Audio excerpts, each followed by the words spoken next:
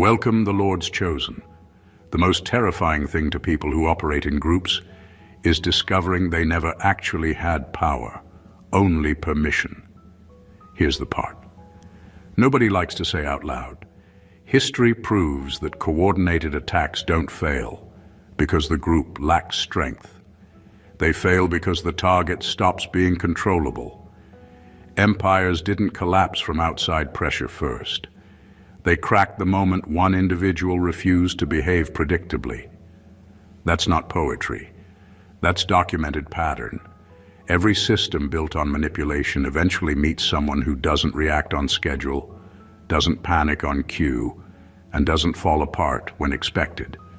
That moment is never loud, but it is irreversible.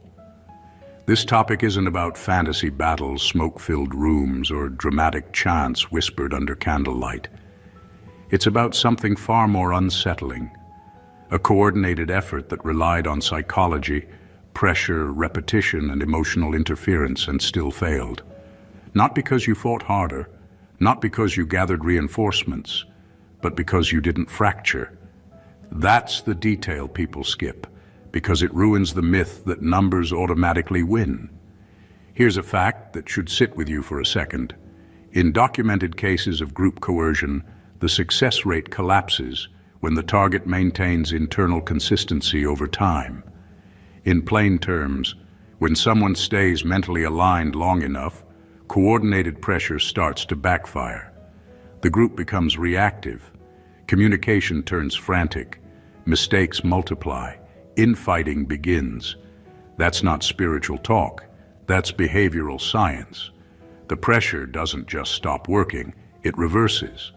And that's where the shaking starts. What makes this unsettling is that nothing dramatic had to happen. No grand confrontation, no speech, no showdown. Just you continuing to exist without breaking the way they calculated. That alone disrupted an entire strategy that assumed you'd crack by week 2, fold by month 3, and self-destruct right on schedule. Instead, you adapted, quietly, annoyingly, almost rudely stable.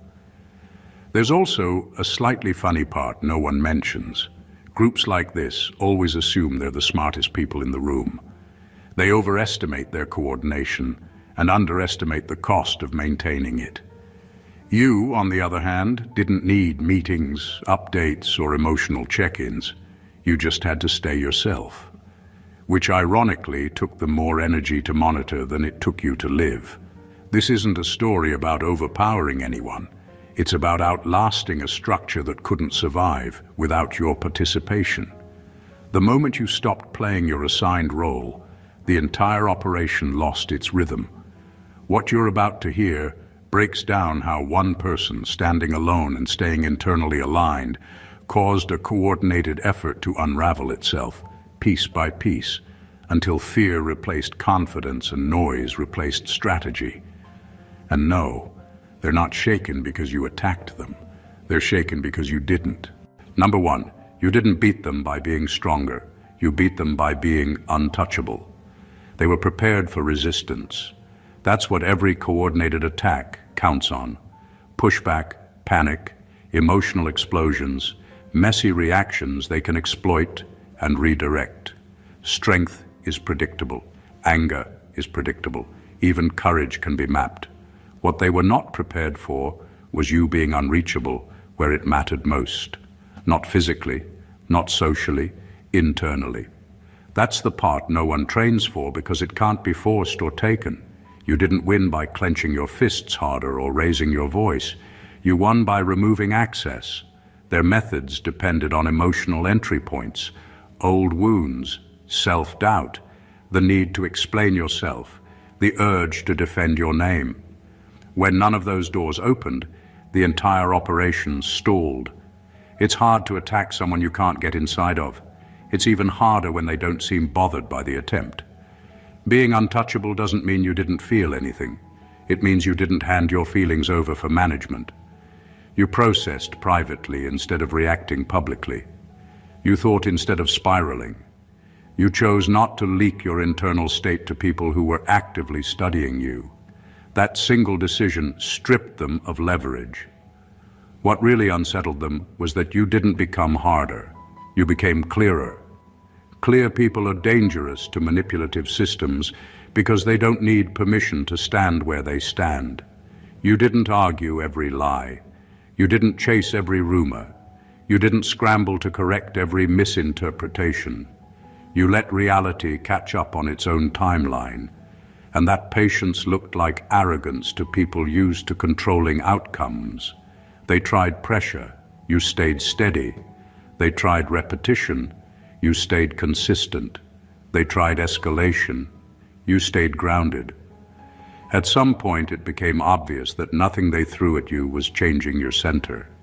That's when the energy shifted from confidence to confusion, from strategy to irritation, from certainty to fear. Untouchable doesn't mean invisible. It means unavailable to manipulation. And once they realized you couldn't be pulled, provoked, or positioned the way they needed, the fight was already over. You didn't defeat them by overpowering their force. You defeated them by making sure their force had nowhere to land. Number 2, they needed you fragmented, but you integrated instead. Their entire advantage depended on you being split inside. Not confused once in a while, not having bad days, but living in a constant state of inner division. One part of you doubting yourself while another part tried to move forward. One side still reacting to old pain while the other tried to act mature about it. That gap was supposed to be the entry point. That's where pressure works best, when someone is arguing with themselves. They counted on your past staying unresolved. Old experiences, emotional scars, moments you never fully processed. Those were meant to stay open so they could be poked and reopened at the right time. Fragmented people are easy to steer because they don't trust their own direction. If one part of you says go and another says stop, an outside voice can step in and decide for you. That's the game they were playing. But instead of staying split, you did something inconvenient for them. You started pulling yourself together. You didn't rush it, and you didn't announce it. You faced uncomfortable truths without dramatizing them. You stopped pretending certain things didn't affect you while secretly bleeding from them. You owned your reactions, your patterns, and your history without letting them define you. That's integration, and it quietly removes control from anyone watching. Once you became internally aligned, their tactics stopped landing cleanly. Emotional triggers lost precision. Mixed signals stopped working. You didn't overcorrect or overreact because there was no internal argument left to exploit. You knew why you felt what you felt, and you didn't need outside confirmation to validate it. What really disrupted them was that integration made you slower to manipulate, but faster to decide. You weren't torn between who you were and who you were becoming. You carried both honestly. That kind of internal agreement creates stability that pressure can't shake. They needed you scattered, so they could play one part of you against another. Instead, they found someone who had stitched themselves back together. And once a person becomes whole, coordinated interference turns clumsy. Not because the attacks stop, but because there's nowhere left for them to lodge. Number 3, they thought numbers would intimidate you. It only exposed their weakness. They believed the sheer amount of people involved would do the work for them. More voices, more pressure, more eyes watching. The idea was simple: overwhelm you until you second-guessed yourself. When people move in groups, they assume volume equals authority. They expect the lone person to fold just from the weight of attention. That expectation is exactly where they miscalculated. Instead of feeling small, you notice something unsettling. None of them could stand alone. Every message sounded rehearsed. Every move needed backup. Every opinion leaned on someone else's approval. What was meant to look powerful started to look crowded. And crowded doesn't mean confident. It often means afraid of standing independently. You didn't rush to defend yourself against multiple angles. You didn't try to address every person or every claim. You understood something they didn't expect. When many people say the same thing at the same time, it doesn't automatically make it true. It makes it coordinated. And coordination is effort. Effort leaves fingerprints. The more they leaned on numbers, the clearer it became that the strength wasn't individual. Strip away the group and most of the confidence disappeared with it. That realization shifted everything. You weren't facing many strong opponents. You were facing one fragile structure pretending to be many. What really worked in your favor was how comfortable you were standing alone. You didn't need witnesses to feel grounded. You didn't need agreement to trust your position. While they kept checking in with each other, you kept moving forward. While they gathered, compared notes, and reinforced each other's stories, you stayed consistent without a committee. There's a quiet power in not needing backup. It unnerves people who survive through alliances. They couldn't tell if you were fearless or simply uninterested in their performance. Either way, intimidation failed. The numbers that were supposed to scare you ended up exposing a deeper truth. Real stability doesn't multiply itself to feel strong. It stands firm without applause. Number 4, you refused to play the role they assigned you. From the start, they decided who you were supposed to be. Not based on who you actually are, but on what made their plan work. You were meant to react a certain way, respond on cue, and stay inside a narrow box they could predict. Every move they made depended on you following that script. That's how control works. It doesn't need force if it can shape behavior. They tried to cast you as the unstable one, the difficult one, the problem that needed to be managed. At other times, they needed you to look weak, confused, or desperate for approval. The role shifted depending on what benefited them most, but the goal stayed the same. Keep you performing, keep you explainable, keep you manageable. What threw everything off was your refusal to participate. You didn't correct every assumption. You didn't rush to prove who you were. You didn't argue yourself back into a role you never agreed to. That silence wasn't strategy. It was clarity. You simply stopped acting in a play that wasn't yours. When someone steps out of an assigned role, confusion spreads fast. The people enforcing the script start panicking because nothing lands the way it should. Accusations fall flat, provocations don't spark. Even praise feels useless when it doesn't pull the right reaction. Without your cooperation, their narrative couldn't move forward. You also didn't replace their role with another one. You didn't become the rebel, the villain, or the hero. You remained undefined by their categories. That's what made this so unsettling. Most systems can handle opposition. They cannot handle disengagement from the framework itself. The longer you stayed outside their expectations, the more obvious it became that their power depended on participation. They needed you to respond emotionally, to defend yourself, to accept labels. You did none of that. You lived as if their opinions were optional, and that stripped them of authority they thought they had. By refusing the role, you exposed the truth behind the structure. It only works when everyone plays along. The moment you stopped, the entire performance started falling apart on its own. Number 5, they tried to control your image, but couldn't control your inner authority. From the very beginning, their strategy relied on rewriting your story. They spread whispers, exaggerated mistakes, and manipulated perceptions, hoping that if they shaped how everyone else saw you, they could shape how you saw yourself. That's the classic tactic. Control the narrative, control the person.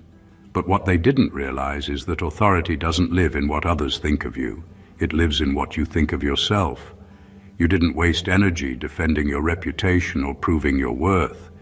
You didn't chase after every rumor or correct every false assumption. Instead, you focused on maintaining your own internal compass.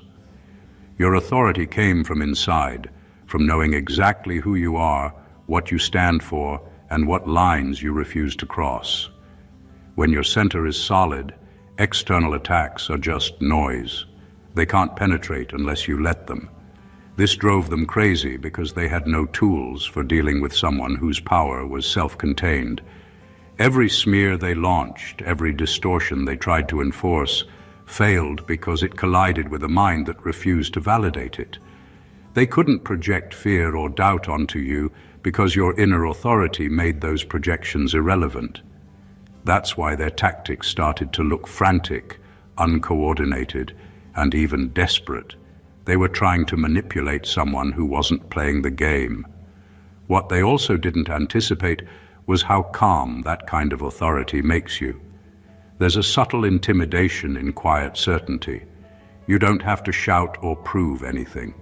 Your presence, your decisions, and the way you carry yourself signal a kind of control that can't be taken, only respected or feared. They mistook their numbers and strategies for dominance, but dominance is temporary. Authority that comes from alignment and integrity is permanent. In the end, they were exposed to a truth they couldn't digest. Manipulating outward appearances is meaningless when the person behind them refuses to be shaken. You didn't just survive their efforts, you rendered their attacks useless. Every lie, every rumor, every attempt to control your image highlighted how powerless they were against the one thing they could never touch, your inner authority.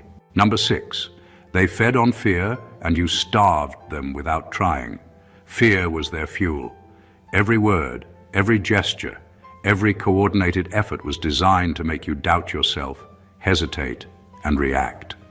They thrived on your uncertainty, the tension in your decisions, and the vulnerability they assumed would surface when the pressure got high. That's how systems like theirs operate.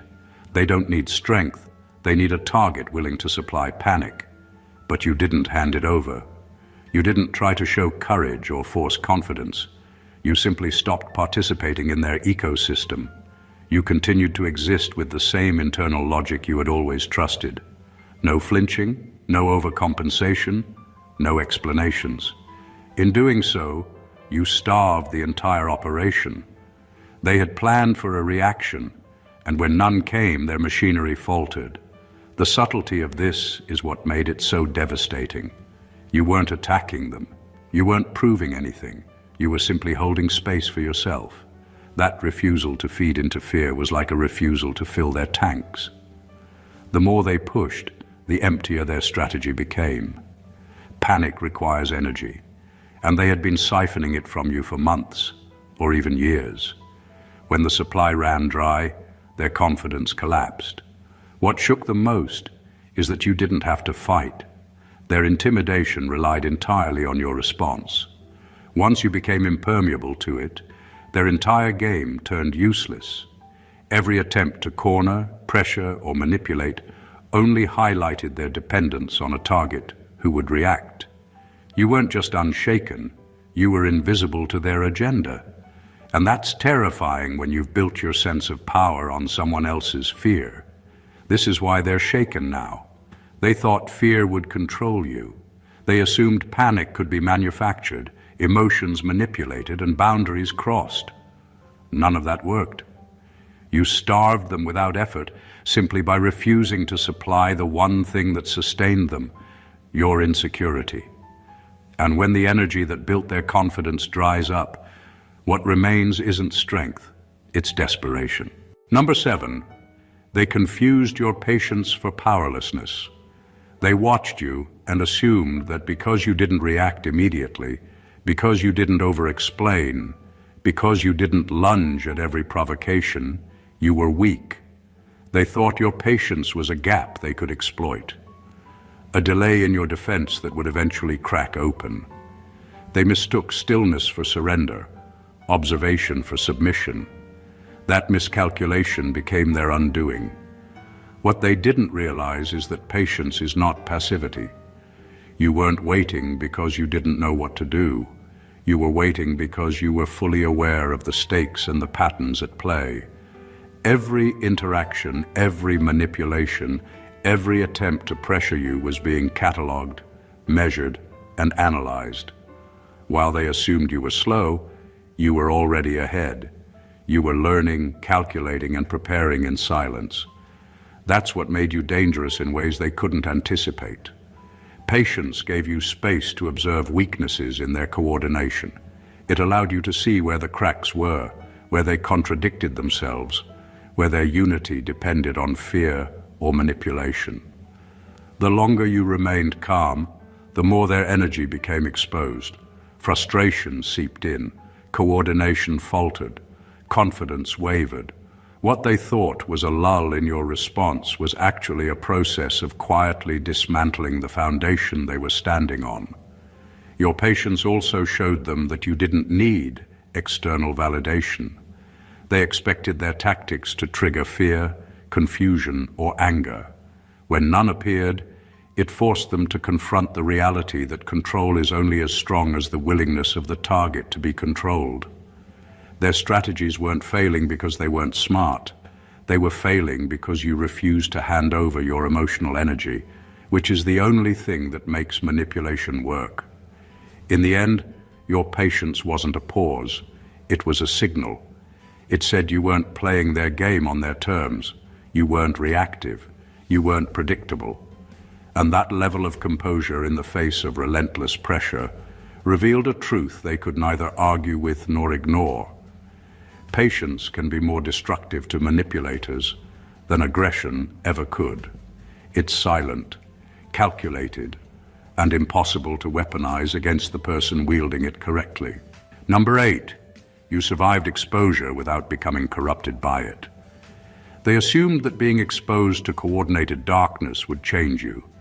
That constant pressure, manipulation, and intrusion would leave marks. Marks that could be used, amplified, or turned against you. Most people who face this kind of intensity either collapse, adopt the tactics used against them, or slowly harden into someone unrecognizable. But you didn't. You moved through it without picking up their toxicity, without letting the chaos rewrite your character. Every attack, every whisper, every attempt to manipulate was an invitation to react in ways that would validate them. You could have grown bitter, vengeful, or cunning in response. You could have let fear or anger dictate your actions, but instead, you maintained your core integrity. That is what truly unsettled them. They weren't just measuring your reactions, they were measuring your susceptibility. And what they found was nothing they could exploit. Surviving exposure is not about pretending nothing happened. It's about processing without contamination. You acknowledge the presence of darkness without letting it define your trajectory. You didn't absorb their drama, adopt their lies, or become the reflection they hoped to see in you. That refusal to carry their energy back with you made every attempt to break you ineffective. It wasn't just survival, it was a demonstration of sovereignty. The more they pressed, the more they realized that exposure had no leverage over you. Every plan they built on the assumption that intensity would erode your principles crumbled because principles are not negotiable. They are lived, not performed. You existed in the same environment, faced the same assaults, but emerged without the fingerprints of their interference on your soul. That is why they are shaken. They counted on you becoming a version of yourself that they could manipulate, predict, or fear. Instead, you emerged intact, untainted, and unbreakable, not because you avoided them, but because you refused to adopt their energy as your own. The very thing designed to consume you ended up highlighting your indestructibility, and that is a reality they cannot reconcile. Number 9. They wanted you isolated, but you became internally sovereign. They counted on isolation. That's one of the oldest tactics in coordinated manipulation. Remove support, cut off perspectives, make the target feel alone, and suddenly control becomes easier. Loneliness is supposed to weaken people, make them desperate for approval, make them bend to narratives they would normally reject. That was their assumption, that without backup, without witnesses, without validation, you'd falter.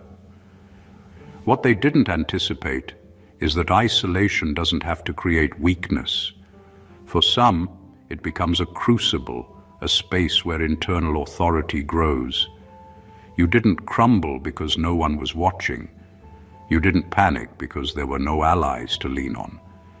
Instead, you used the distance to consolidate yourself, to become self-contained, to build a sovereignty that no one could touch. Where they saw vulnerability, you quietly cultivated power. Internal sovereignty is dangerous to manipulative systems because it removes leverage. Nothing they could do or say could provoke a reaction strong enough to manipulate outcomes. They had relied on you needing connection, needing validation, needing affirmation from outside sources. You no longer needed any of it. Your decisions, your emotions, your boundaries existed independent of them, and that independence made them frantic.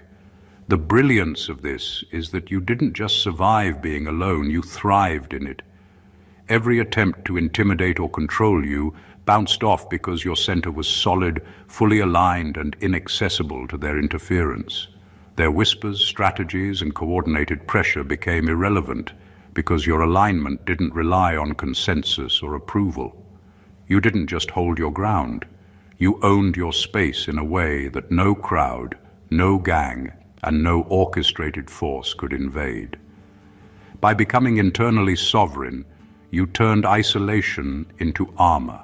The tactic designed to weaken you exposed their own weakness instead. They relied on numbers, coordination, and influence, but none of it mattered against someone who no longer required their input to exist, decide, or endure. In the end, your solitude didn't make you small. It made you untouchable. Number 10. They attacked you repeatedly because one victory wasn't enough. They came at you again and again because they assumed one strike, one manipulation, one moment of pressure would eventually force you to break. But when it didn't, their approach didn't shift. It escalated. Repetition was their strategy, and persistence was their weapon. They believed that the cumulative effect of multiple attacks would wear you down, that their coordinated force could eventually crack even the strongest defenses. What they didn't anticipate is that repeated attacks reveal more about the attacker than the target. Every time they tried, they exposed impatience, desperation, and over-reliance on pattern. Each new attempt wasn't a sign of your weakness. It was a sign of their instability. They thought quantity could compensate for quality, that repeated pressure could make up for the lack of substance or alignment in their plan. They didn't see that persistence without strategy is just noise, and that noise only amplifies the clarity of someone who knows themselves. You didn't react in predictable ways. You didn't spiral into fear or anger. You didn't chase every narrative or try to prove your position repeatedly. Instead, you allowed each attempt to demonstrate its own futility. Your consistency, your composure, and your refusal to validate their efforts made every strike highlight their incompetence. They were trying to move you, but you had already moved internally. Repeated attacks also forced them to reveal patterns they thought were hidden. Every angle they struck from, every manipulation they coordinated, gave you more insight into their methods, their weaknesses, and their reliance on control. You learned more from their persistence than they could ever learn from their success. They kept coming because they couldn't accept that one person, standing firmly in alignment, couldn't be broken by volume, intimidation, or repetition. And with each failure, their confidence eroded while yours strengthened. In the end, their repeated attacks didn't build pressure. They built proof of your invulnerability. One victory was never enough for them, but it only confirmed that you didn't need one at all. Number 11. They discovered you can't be controlled through trauma anymore. Their most insidious tool was trauma. They counted on it to bend you, shape you, and predict your responses. Past wounds, emotional scars, moments of pain they assumed were still raw. These were the hooks they expected to pull on, the levers they thought could dictate your decisions. Trauma is an invisible chain that most people carry everywhere, and manipulators exploit it relentlessly. They believed you were still carrying theirs, ready to be influenced and steered. But you had changed the rules of engagement.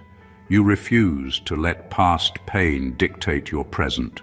You acknowledged what happened, processed it on your own terms, and refused to hand that power back to them. Trauma lost its ability to move you because you no longer needed it to explain yourself, justify your actions, or validate your choices. Where they expected fear, hesitation, or overreaction, they found calm, clarity, and unwavering presence. That was a shock to their system. By reclaiming your emotional autonomy, you turned their weapon into impotence. Every attempt to trigger old wounds fell flat. Every manipulation designed to exploit insecurity failed. You became unpredictable not because you were reckless, but because your foundation was untouchable. You had broken the pattern they depended on. And once that happens, their entire strategy unravels quietly but completely. The terrifying thing for them was that this wasn't performance. You weren't pretending to be unaffected. You weren't masking pain or faking strength. You had actually crossed a threshold. Past experiences no longer had authority over your decisions or your boundaries. Their control depended on a predictable response. When the response didn't come, confusion and panic took its place. They realized too late that you had mastered what they couldn't master themselves. Surviving trauma without becoming reactive, defensive, or manipulative. That truth shattered their confidence because it proved a single person could exist fully, whole, and sovereign even under conditions designed to break them. And in that realization, you became more than unbreakable. You became irrelevant to the very tactics that were supposed to dominate you. Number 12, you didn't win the war, you ended their relevance. Most people think victory means defeating the enemy, overpowering them, or proving a point. That's what they expected from you. That one dramatic moment, one big confrontation, would decide the outcome. But you operated on a completely different level. You didn't play the game the way they thought it had to be played. You didn't need to win in their terms because the entire war depended on your participation. Once you withdrew from their expectations, their influence collapsed. Ending relevance is more powerful than winning because it removes the battlefield entirely. You didn't need to argue, fight, or even expose every lie. By choosing not to react according to their script, you demonstrated that their efforts were meaningless. The strategies, the coordination, the energy they invested, it all depended on you taking it seriously. Once you stepped out of their frame, all their planning became irrelevant. That's what shook them more than any victory could. Their power existed only in relation to you, and you refused to validate it. What they failed to understand is that control is relational.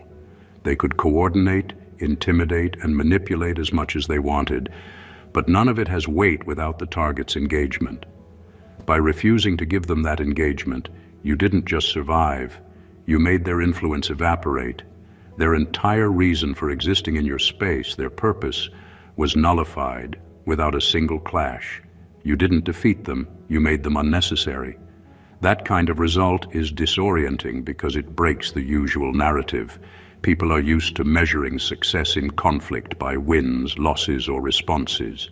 You rewrote the equation by showing that your stability, clarity, and independence didn't rely on their approval or pressure. You turned the entire structure into noise. They weren't just frustrated. They were exposed as redundant, overcomplicated, and irrelevant. In the end, the war they thought they were winning was never about battle. It was about control. by stepping outside of it entirely, you didn't win in the conventional sense. You rendered the conflict meaningless, and that is far more devastating than any single victory could ever be. Number 13, they're shaking because you're still standing without explaining yourself. Nothing unsettles manipulators more than someone who doesn't feel the need to justify their existence. They thrive on explanations, confessions, and performances of guilt or fear because those are the points they can control. Every lie, every accusation, every manipulation is meant to provoke a reaction that validates their narrative, but you refuse to give them that satisfaction. You stood, unshaken, unhurried, and completely uninterested in performing for anyone else's approval. That refusal to explain yourself destroyed their expectations. They were expecting noise, an argument, an emotional eruption, anything that would confirm their power. When it didn't come, panic set in. Silence became louder than any reaction could ever be. They tried to interpret your composure as weakness, your calm as uncertainty, your neutrality as fear. Every misread signal forced them to confront the fact that their influence over you was evaporating, and the more they pressed, the clearer it became. Your presence didn't require justification. By not explaining yourself, you shifted the entire energy dynamic. The attacks that were supposed to shape you instead shaped them. Every whisper, rumor, or attempt to provoke you backfired, revealing desperation and incompetence instead of authority.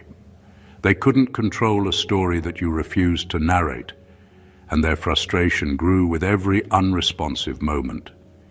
You were the constant in a sea of manipulation, and that constancy became a mirror reflecting their instability.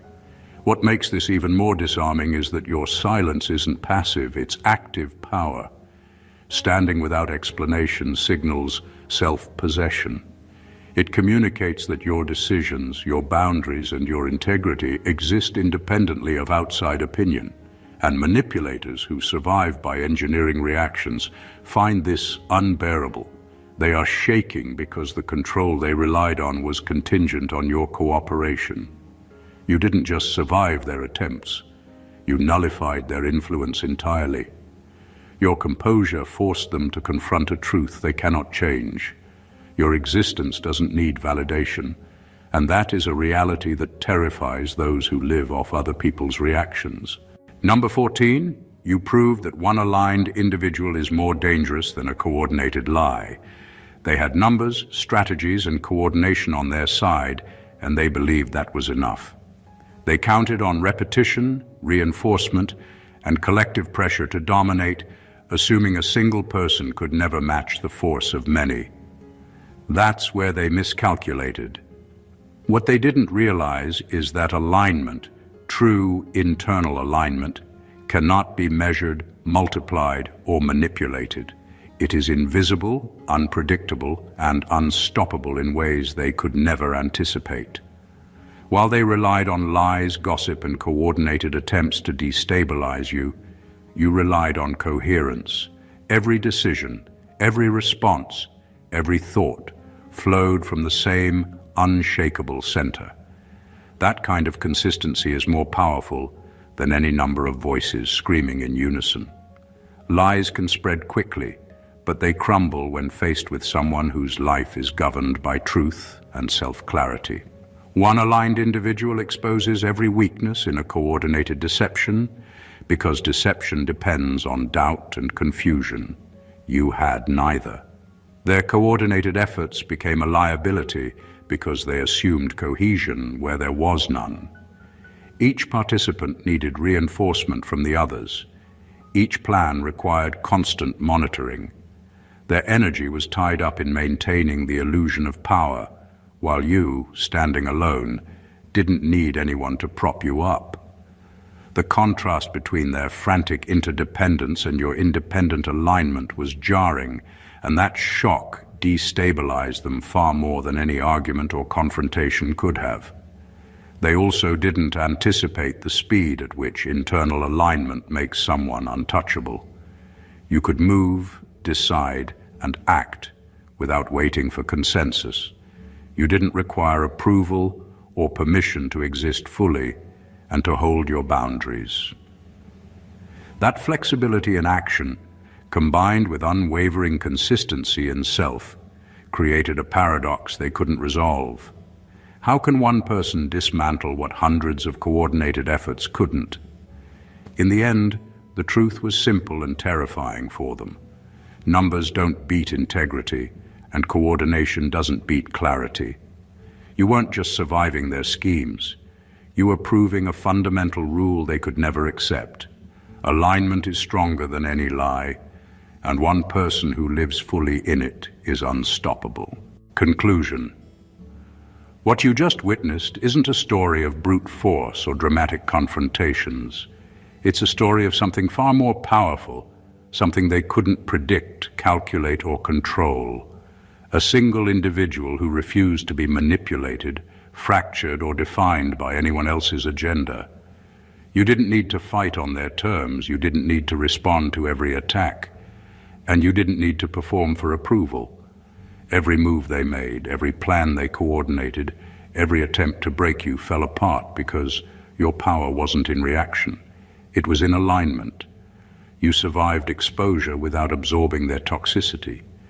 You starved their strategies by refusing to feed them fear. You stood calm, patient, and sovereign, while they scrambled to understand how one person could resist what a gang believed should have crushed them. They relied on your reactions, your divisions, your insecurities, and your trauma, but you refused to give them any of it. And in doing so, you didn't just survive. You turned their attacks into evidence of their own weakness, their reliance on control, and their irrelevance. The most shocking truth for them is this: they counted on your participation in their game, and when you stopped playing, the entire structure collapsed without a single confrontation.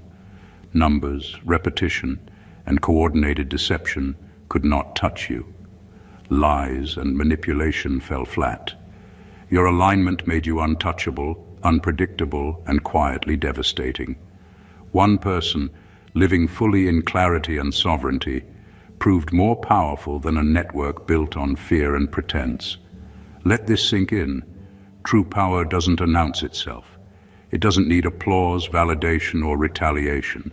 It exists in composure, integrity, and refusal to be drawn into someone else's chaos.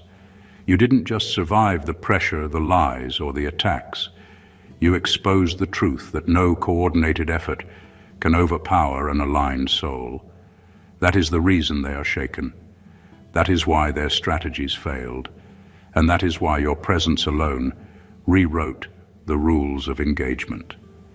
If this video spoke to you, resonated, or gave you the clarity you've been searching for, make sure to show your support. Subscribe to the channel to never miss insights that cut deeper than surface-level advice. Like the video to help spread the message. Comment your thoughts or experiences below to join the conversation, and share it with someone who needs to see how alignment truly dismantles manipulation. You've witnessed the truth. Now let it empower you and others. Stay blessed always.